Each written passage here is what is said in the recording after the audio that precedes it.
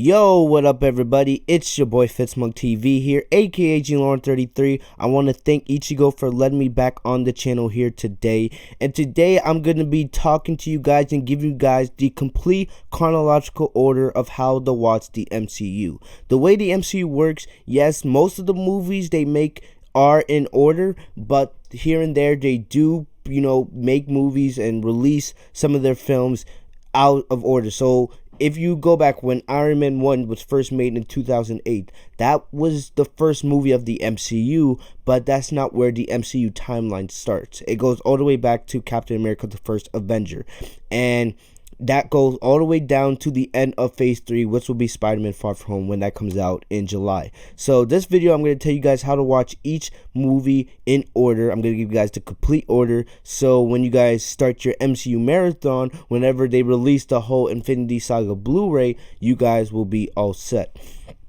So getting into it, the first movie in the MCU timeline is Captain America, the first Avenger, alright? Captain America, he was the first Avenger for real, and his story starts in 1943, and we all know at the end of Captain America, the first Avenger, he dives into the ice, and then he wakes up in the present around 2011.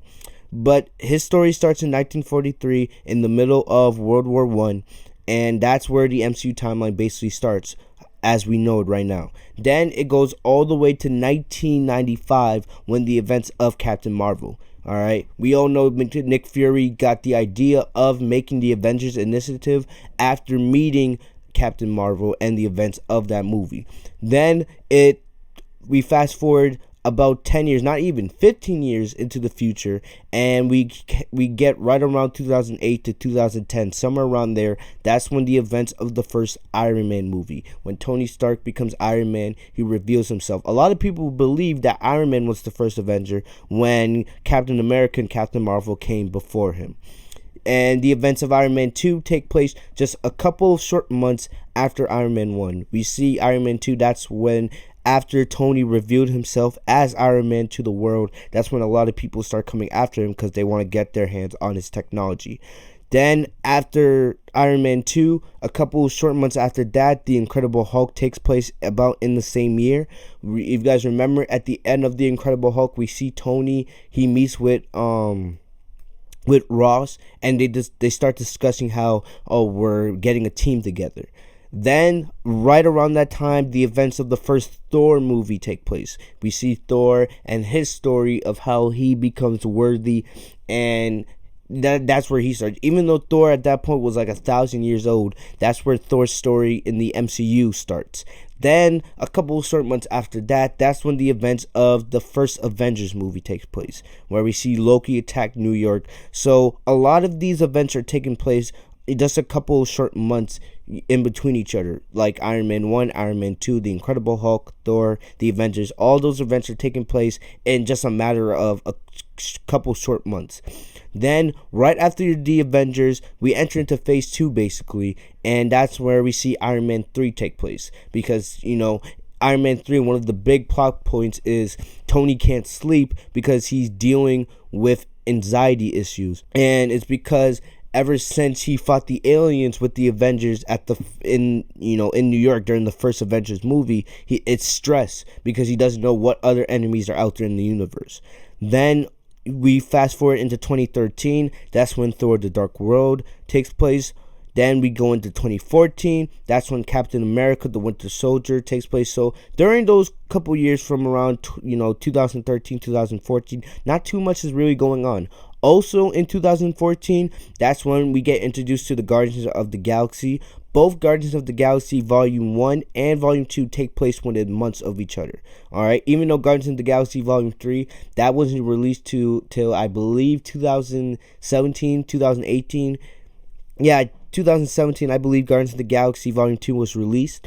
Even though those two movies were released, years ahead of one another, Guardians of the Galaxy Volume 1 and Volume 2, the events of those two movies take place just months from each other, really.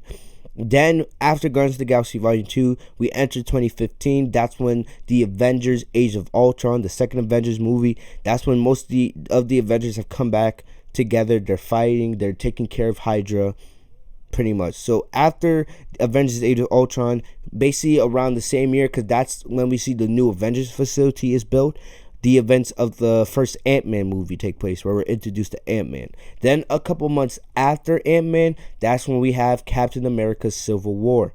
We see that's where all the Avengers that are currently on Earth, they're battling with the Sokovia Accords, all that. So Ant-Man takes place just a couple of months before Civil War happens.